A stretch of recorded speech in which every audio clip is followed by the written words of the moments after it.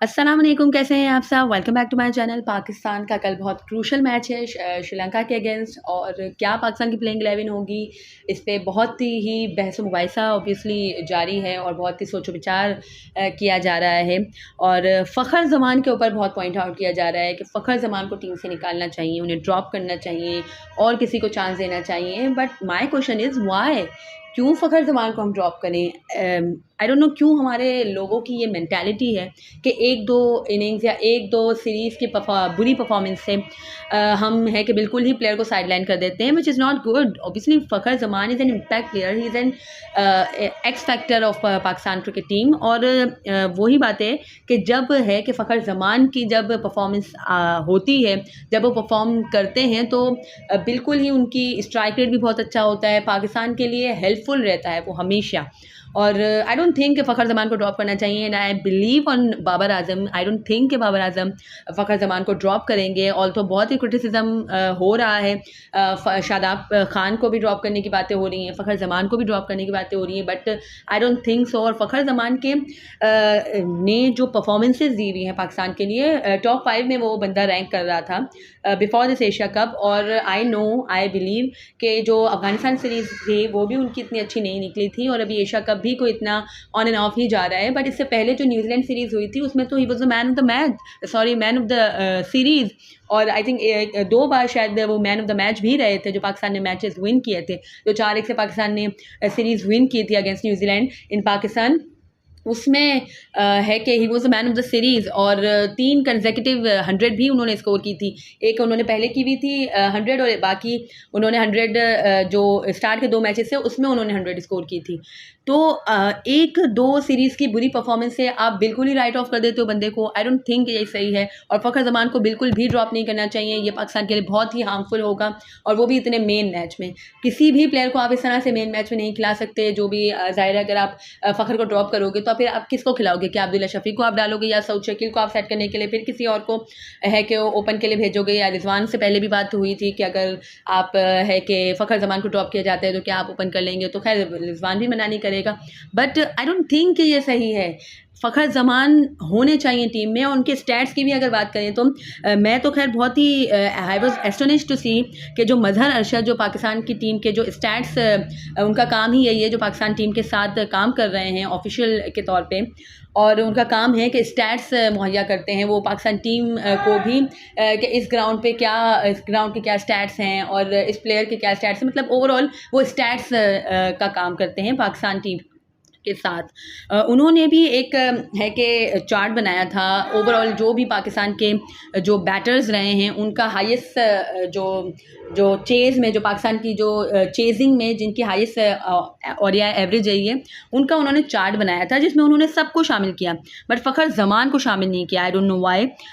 खैर बाबर आज़म उसमें टॉप हैं, उनकी बहुत ही अच्छी एवरेज है, और इसके बाद हमारे बड़े बड़े लेजेंड्स आते हैं, और है कि फ़खर ज़मान भी उसमें इंक्लूडेड हैं। फ़खर ज़मान की भी जो ओवरऑल जो उनकी एवरेज है अगेंस्ट सारी टीम्स, जो भी टॉप 8 की टीम्स हैं रन चेज़ में, तो फ़खर ज़मान ने 25 इनिंग्स खेले हैं रन चेज़ करते हुए, एंड 1147 रन उन्होंने स्कोर किए हैं with the healthy average of 52.13, और 300 से उनके वाइल्ड चेजिंग 300 से उनके, और सारे मैच विनिंग हैं।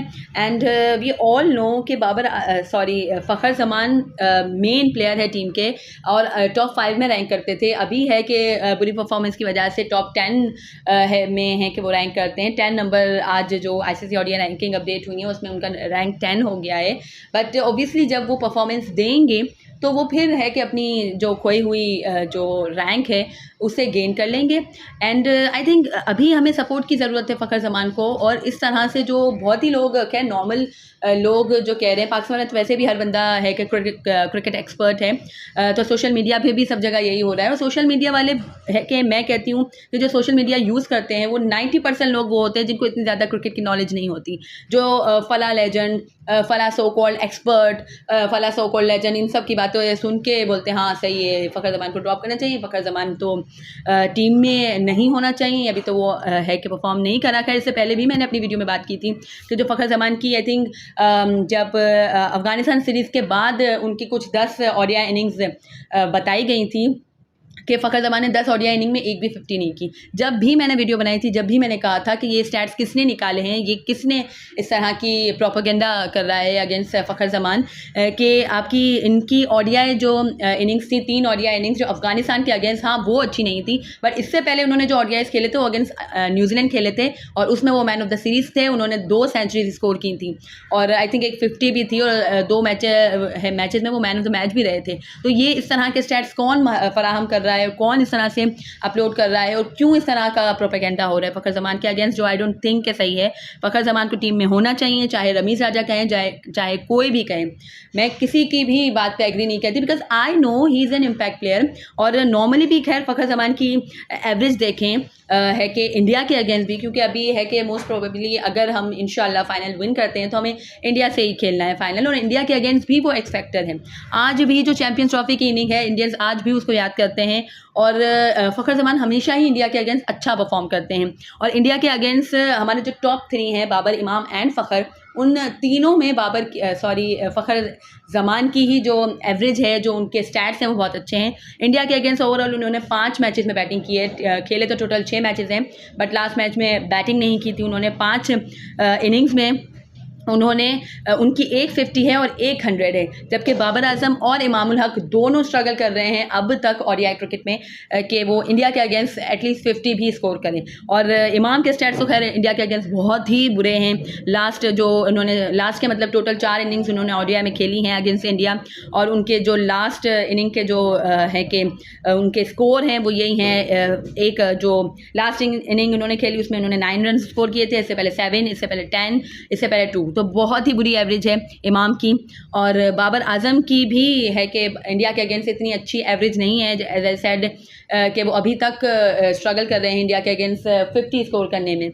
और जो बाबर आजम के लास्ट जो इनिंग्स रही हैं अगेंस्ट इंडिया, वो 10 जो उन्होंने अभी सुपर 4 में स्कोर की थी, फिर 48 जो उन्होंने 2019 वर्ल्ड कप में स्कोर की थी इन ओडीआई, और फिर है कि 9 है उनकी। इससे पहले उन्होंने 47 रन स्कोर किए थे अगेंस्ट इंडिया, इससे पहले उन्होंने 46 स्कोर किए थे अगेंस्ट इंडिया, और इससे पहले उन्होंने 8 रन स्कोर किए थे। तो बाबर आजम की अभी है कि इमाम से थोड़ी बेहतर है, बट टॉप 3 जो हमारे हैं, जो 1 2 3 जो हमारे टॉप ऑर्डर है, उसमें है कि फ़खर की सबसे ज़्यादा इंडिया के अगेंस्ट एवरेज है, और हम उन्हें ही चाह रहे हैं कि हम उन्हें ड्रॉप कर दें। आई डोंट नो व्हाई, किस तरह से सोचते हैं लोग। और ओवरऑल भी सारी टीम के अगेंस्ट अगर फ़खर ज़मान की हम बाउंड्रीज़ की तादाद निकालें, against spin, against pace, against overall जो भी हम उनकी बाउंड्रीज़ की तादाद निकालें, तो वो भी इमाम और बाबर से बेहतर हैं। और एवरेज भी वो कैरी कर रहे हैं, 50 प्लस की एवरेज कैरी कर रहे हैं। ओवरऑल जो उनकी ओडीआई एवरेज है वो भी 50 प्लस की वो कैरी कर रहे हैं। तो it's not a joke man.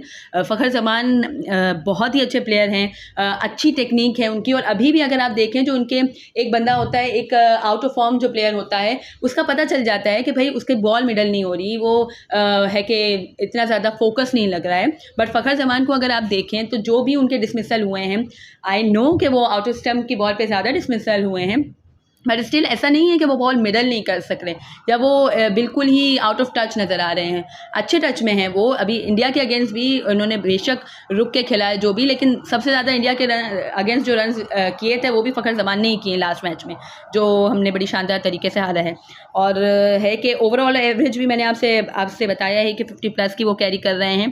तो आई डोंट थिंक कि फ़खर ज़मान को ड्रॉप करना चाहिए। और ये भी बात एक क्वेश्चन खड़ा कर रही है कि क्यों मजहर अरशद जो पाकिस्तान के टीम के साथ ऑफिशियल के तौर पे काम कर रहे हैं, उन्होंने भी फ़खर ज़मान को शामिल नहीं किया। और क्यों जो एशिया कप के स्टार्ट होने से पहले ही जो फ़खर ज़मान की 10 ओडीआई इनिंग्स बताई गई थी, जो बहुत ही इंस्टाग्राम और एक्स पे वायरल हो रही थी कि फ़खर ज़मान की 10 ओडीआई इनिंग्स, तो मैंने वहाँ पे कमेंट सेक्शन में जाके भी कहा था कि ये सही स्टैट्स नहीं है। न्यूजीलैंड के अगेंस्ट उन्होंने अच्छा परफॉर्म किया था, हाँ, और जो अफगानिस्तान के अगेंस्ट है वो परफॉर्म नहीं कर सके थे, बट न्यूजीलैंड के अगेंस्ट उन्होंने अच्छा परफॉर्म किया था and he was the man of the series.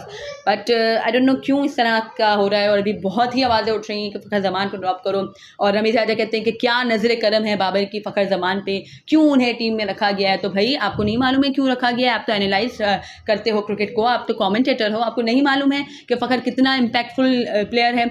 और बाउंड्रीज़ की भी जैसे मैंने बताया ही कि ओवरऑल बाउंड्रीज़ भी देखें, स्ट्राइक रेट भी देखें, तो फ़खर का ओवरऑल ओडीआई का जो स्ट्राइक रेट है वो भी 90 प्लस है, जबकि इमाम और बाबर दोनों में से किसी का भी 90 नहीं है, आई थिंक 80 प्लस कुछ है उनका। और बाउंड्रीज़ भी अगर हम काउंट करते हैं ना, तो बाउंड्री के पर्सन भी फ़खर ज़मान के ही ज़्यादा हैं। तो खैर आई डोंट थिंक, और मुझे खैर वही मैं कह रही हूँ कि मुझे बाबर आज़म पे पूरा बिलीव है। आई डोंट थिंक कि वो फ़खर ज़मान को ड्रॉप करेंगे, और नहीं करना चाहिए। और बाकी जो प्लेइंग 11 है उस पर भी बात करेंगे, इस पर ऑब्वियसली नहीं कर सकते, बहुत बड़ी वीडियो हो गई है। बट आई थिंक कि फ़खर ज़मान को टीम में होना चाहिए। He is an impact player and he is an X factor as well for Pakistan cricket team, और पाकिस्तान को उनको खिलाना चाहिए। इंशाल्लाह अगर है कि हमने श्रीलंका के अगेंस्ट मैच विन किया और इंडिया के अगेंस्ट खेला, तो आई ट्रूली बिलीव कि इंशाल्लाह Fakhar Zaman will do wonders for Pakistan team in finals against India इंशाल्लाह। अगर आपको मेरी वीडियो पसंद आई हो तो इसे लाइक कीजिएगा, शेयर कीजिए friends and family, and do subscribe to my channel for more such content. अल्लाह हाफिज़।